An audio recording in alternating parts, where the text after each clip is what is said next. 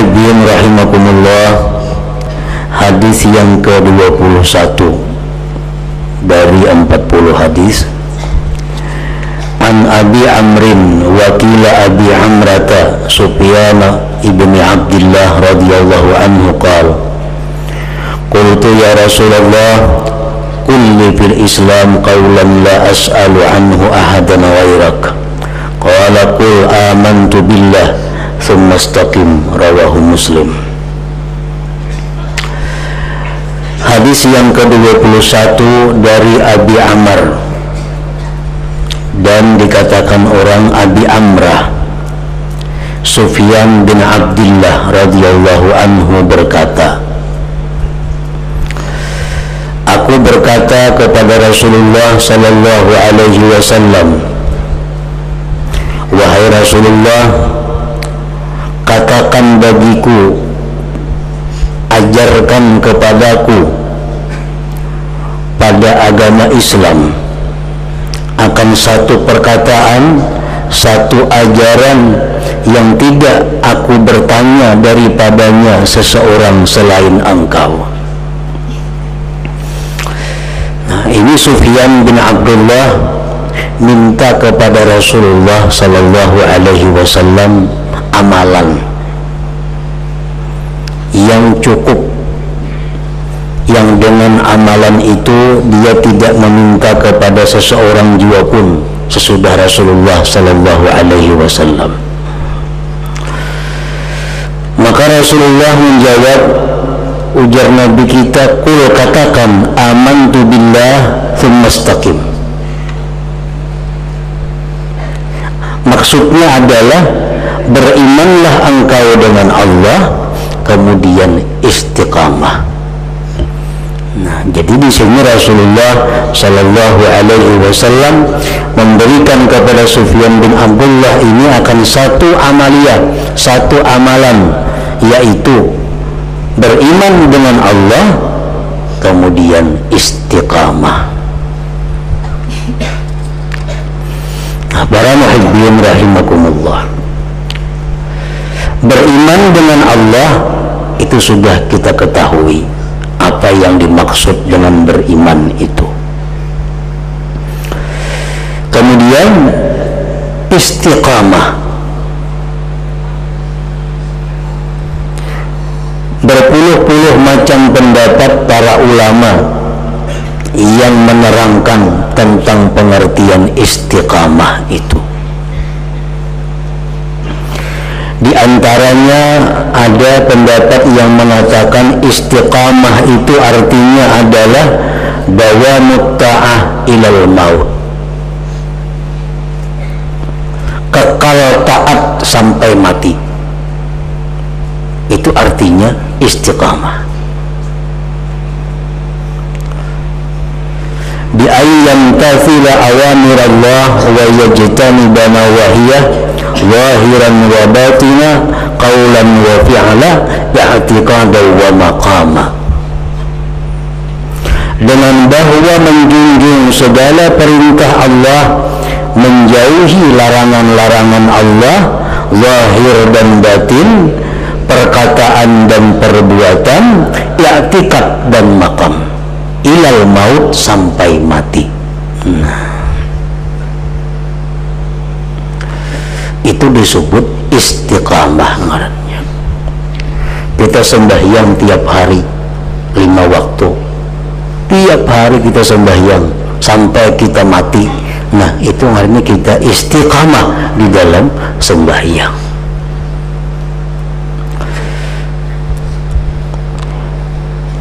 Kita berkata perkataan yang diridai oleh agama sampai kita mati, tidak ada keluar kata-kata di mulut kita yang dilarang agama. Kita pertahankan mulut kita menuturkan yang diharamkan Allah sampai mati. Itu ngarannya istiqamah pada perkataan. Kita jaga perbuatan kita daripada yang diharamkan Allah. Selalu kita melaksanakan apa yang diperintah Allah sampai mati. Itu ngarannya istiqamah dalam perbuatan.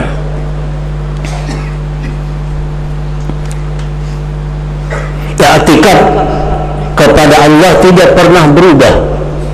Dalam keadaan susah, dalam keadaan senang, dalam keadaan sempit, dalam keadaan lapang, selalu kita menganggap bahwa Allah itu adalah Tuhan yang bersifat sempurna, yang maha suci dari kekurangan-kekurangan. Sampai mati kita demikian, kita istiqamah dalam i'tikad. Kita berlaku sabar dalam keadaan apapun, kita selalu sabar menghadapi segala macam yang tidak kita inginkan. Kita selalu bersyukur kepada Allah setiap kali kita menerima nikmat Allah sampai mati. Itu ngarannya istiqamah dalam makam. Nah, jadi Rasulullah memberikan ajaran, memberikan amalan kepada Sufyan bin Abdullah ini, amalan yang sangat lengkap, yaitu pertama beriman kepada Allah, kemudian istiqamah.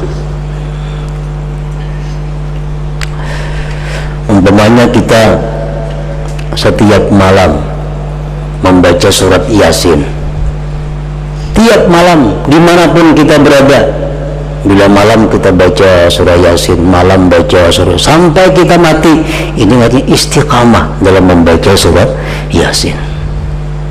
Kita sembahyang duha, tiap hari sembahyang duha, kada pernah meleset. Apapun pekerjaan kita, bagaimanapun sibuknya kita, bila sampai waktu kita sembahyang duha, ini istiqamah dalam sembahyang duha. Setiap hari kita menuntut ilmu, setiap hari kita ke pengajian, apapun kesibukan kita, tetap kita laksanakan pengajian. Itu ngarannya istiqamah dalam talabatul ilmi, dalam talabul ilmi, menuntut ilmu. Nah, istiqamah merupakan sifat atau perilaku yang sangat terpuji. Allah Subhanahu wa ta'ala berfirman di dalam surat Fussilat ayat 30, innal ladzina qalu rabbuna Allah thumma istaqamu tatanazzalu alaihimul malaikah an la takhafu wa la tahzanu wa abshiru bil jannati allati kuntum tu'adun. Yang artinya sesungguhnya orang-orang yang beriman dengan Allah, kemudian mereka istiqamah, mempertahankan perilaku baik sampai mati, istiqamah. Begitu mereka mendekati kematian, malaikat akan turun mendatangi dia, dan malaikat itu berkata, janganlah kamu takut, janganlah kamu sedih, gembiralah kamu dengan surga yang dijanjikan kepada kamu. Nah, artinya kalau orang itu berperilaku istiqamah, maka dia dijamin oleh Allah untuk masuk ke dalam surga. Nah, para muhibbin rahimakumullah, istiqamah adalah pekerjaan yang sangat sulit. Kalau kita sembahyang duha nyaman, mudah, tapi untuk melakukannya setiap hari dalam segala keadaan sehingga kita bisa istiqamah, nah itu kita akan menemui kesulitan-kesulitan. Sembahyang tahajud itu mudah kalau kita lakukan sewaktu-waktu apabila kita hendak. Tapi kalau kita ingin istiqamah setiap malam kita mesti sembahyang tahajud, itu akan menemui kesulitan-kesulitan. Sembahyang berjamaah itu mudah, tapi kalau kita rutin ingin selalu sembahyang berjamaah, akan sulit. Nah, bersikap sabar, bersikap syukur itu mudah kalau sewaktu-waktu. Tapi kalau selalu sabar, selalu syukur, nah ini istiqamah, ini yang sulit. Nah, oleh karena itulah Allah Subhanahu wa ta'ala menjanjikan surga kepada orang-orang yang berperilaku istiqamah itu. Para para tokoh, para ulama besar seperti Hasanul Basri, beliau selalu minta kepada Allah, Allahumma anta rabbuna farzuqnal istiqamah. Ya Allah, Engkau Tuhan kami, farzuqnal istiqamah, berilah kami istiqamah, lurus artinya dalam kebaikan. Para muhibbin rahimakumullah, apa sebab yang membuat kita ini sulit untuk istiqamah?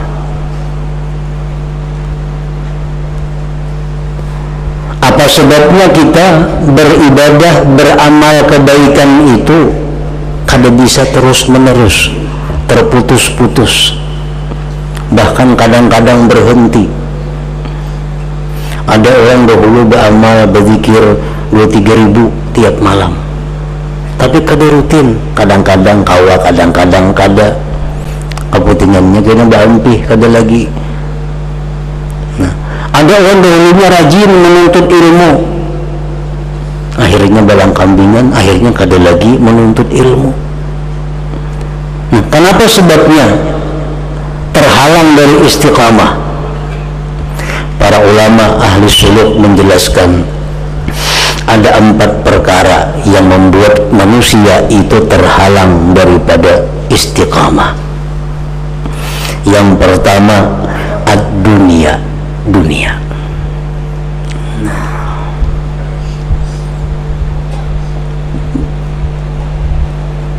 Kekayaan, harta benda, usaha, kepangkatan, kedudukan, jabatan, itu seringkali menghambat rutin kita untuk ibadah. Rasulullah sallallahu alaihi wasallam bersabda, "Man ahabba dunya adarra bi akhiratih." Ila akhir hadis. Siapa-siapa yang mencintai dunia itu pasti mengganggu akhiratnya.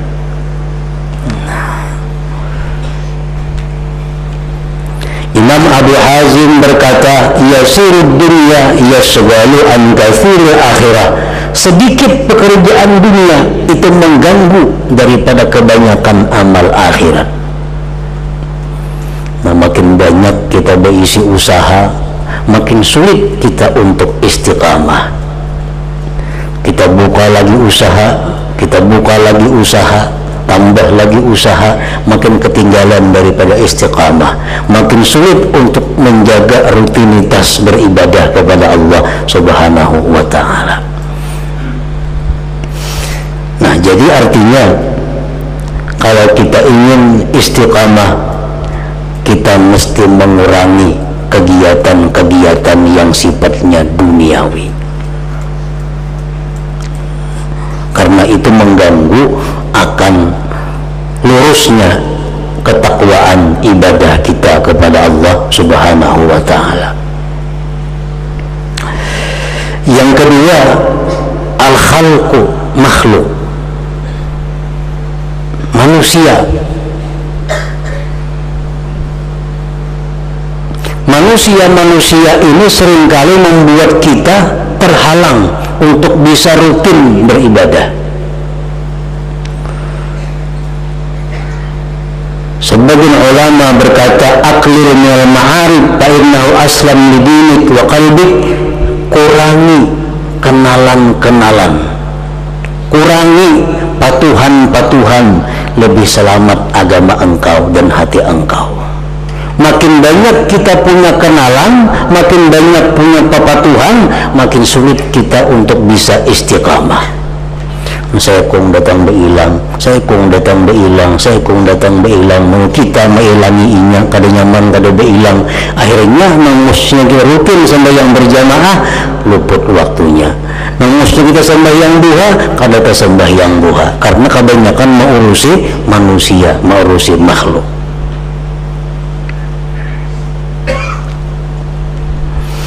Jadi artinya kalau kita ingin istiqamah, ingin bisa terus dalam ibadah kepada Allah, mesti mengurangi pergaulan kepada makhluk Allah, khususnya manusia ini. Yang ketiga, yang menyebabkan kita terhalang dari istiqamah adalah godaan syaitan di dalam hati kita. Allah Subhanahu wa ta'ala berfirman, inna syaitan lakum aduwwun fattakhizuhu aduwwa. Syaitan itu, ujar Tuhan, musuh kamu, jadikan dia musuh, jangan dijadikan kawan. Nah, mengawali syaitan artinya mentaati apa yang didorong oleh syaitan. Nah, bisikan-bisikan syaitan yang masuk ke dalam hati kita itu mengganggu lurusnya ibadah kita, mengganggu istiqamah kita. Bagaimana caranya menghindari syaitan agar kita terhindar daripada kejahatan-kejahatan syaitan? Para ulama menjelaskan, yang pertama, menjauhi kawan-kawan syaitan. Kalau kita hendak bermusuh lawan syaitan, kita kada hendak digoda, diganggu oleh syaitan, kita mesti jauh dahulu dengan kawan-kawan syaitan. Jangan akrab, jangan dekat dengan kawan-kawan syaitan. Karena bila kita akrab, bila kita dekat dengan kawan-kawan syaitan, sama dengan syaitannya. Siapa kawan-kawan syaitan yang kita dianjurkan, diperintahkan jangan mendekati mereka? Pertama, sultanun jair, raja yang zalim, pemerintahan yang zalim. Nah, jangan dekat kepada mereka, karena mereka ini kawan syaitan. Kita dekat kepada mereka sama dekat dengan syaitan. Pemerintahan yang zalim, baik pemerintahan itu bubuhan eksekutif atau legislatif atau apa-apa ngarannya, bila mereka itu zalim, jangan dekat dengan mereka. Jangan dimasukkan dalam hati kita nama-nama mereka. Nah, karena mereka ada ikhwan syaitan. Syaitan akan masuk menggoda kita melalui mereka. Yang kedua, kawan syaitan adalah ghaniyun mutakabbir, orang kaya yang sombong, orang kaya yang angkuh. Nah, orang kaya yang tidak tunduk dengan perintah agama, itu kada perlu didekati. Itu kawan syaitan. Yang ketiga, tajirun khain, pengusaha yang culas, pengusaha yang khianat, pengusaha yang tidak mengenal hukum Allah. Nah, kada tahu riba, kada tahu apa. Nah, ini kawan syaitan. Yang keempat, syaribul khamar, orang yang peminum arak, peminum ubat, sabu-sabu, jangan dekat dengan mereka. Itu adalah antiknya syaitan, kawannya syaitan. Yang kelima, al-qattab, orang yang anjur atar, kawan syaitan. Yang keenam, sahibuz zina, orang yang suka berzina. Yang ketujuh, akilu malil yatim, orang yang memakan harta yatim. Yang kedelapan, al-mutahawin bis-shalah, orang yang merimihkan sembahyang. Mana sembahyang banu kada, sembahyang di luar waktu, ini kada ada persoalan bagi dirinya. Nah, ini mutahawin bis-shalah, kada kau dikawani ini. Yang kesembilan, mani'uz zakat, orang yang tidak berzakat. Yang kesepuluh, alladzi yutilul amal, orang yang merasa hidupnya lama lagi di dalam dunia ini. Nah, 10 itu kawan-kawan syaitan yang mesti kita jauh daripadanya kalau kita hendak selamat daripada syaitan. Nah, yang kedua, cara menghindar dari syaitan itu adalah zikrullah. Bila mana hati kita berzikir, hati kita menyebut Allah, syaitan akan mundur. Setiap kali hati kita menyebut Allah, hati bukan mulut, hati menyebut Allah, syaitan akan mundur. Memperbanyak zikir zikrullah berarti memperjauh diri daripada syaitan. Nah, yang ketiga, ala ilmu bi khatar syaitan, mengetahui dengan khatar syaitan. Dalam hati ini ada geritik syaitan, ada geritik nafsu, ada geritik dari malaikat, ada geritik dari Allah Subhanahu wa ta'ala. Nah, mengetahui itu adalah jalan untuk menyelamatkan diri dari tipu daya syaitan. Nah, yang ketiga, yang menghalangi kita istiqamah adalah syaitan. Yang keempat, an-nafsu. Nafsu yang ada dalam diri kita. Allah Subhanahu wa ta'ala berfirman, inna nafsa la'ammaratun bisu. Nafsu itu selalu mengajak, memerintahkan, mengarahkan kepada kejahatan. Nafsu ini katujunya nyaman, katujunya senang karena memikirkan akibat. Ini nafsu. Yang penting bagi nafsu itu kesenangan sesaat. Masalah isuk kena kayak apa itu urusan budi. Nah, selama kita masih mentaati nafsu, kita akan sulit untuk istiqamah. Kita akan sulit untuk selalu taat kepada Allah sampai mati.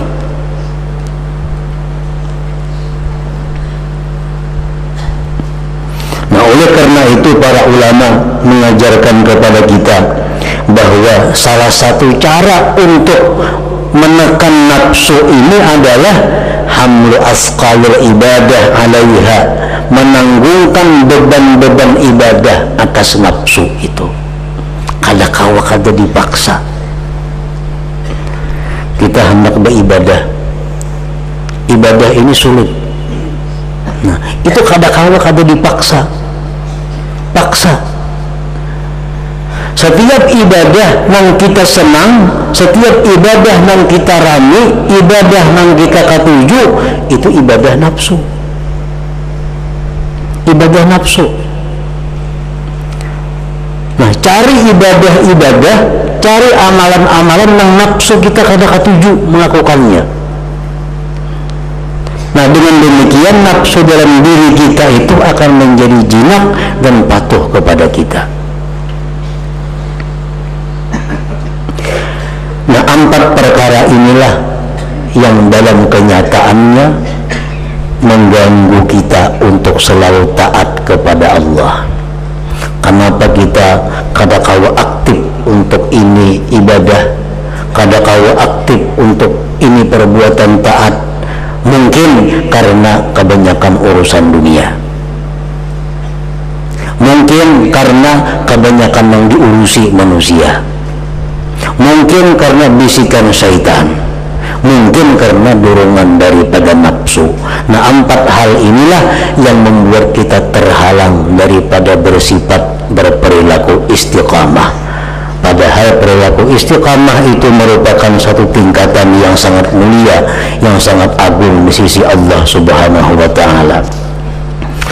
Nah, para muhibbin rahimakumullah, oleh karena itu para ulama seperti Imam Hasan Basri tadi, mereka itu memasukkan istiqamah dalam permohonan kepada Allah Subhanahu wa ta'ala. Nah, jadi bukan hanya minta kesehatan kepada Allah, bukan hanya minta keselamatan, bukan hanya minta macam-macam, tapi yang lebih penting minta kepada Allah istiqamah. Allahumma anta rabbuna farzuqnal istiqamah. Itu doa Sayyidina Hasan Basri radhiyallahu taala anhu. Nah, kemudian hadis yang ke-22. Ila hadratin Nabi sallallahu alaihi wasallam, al-Fatihah.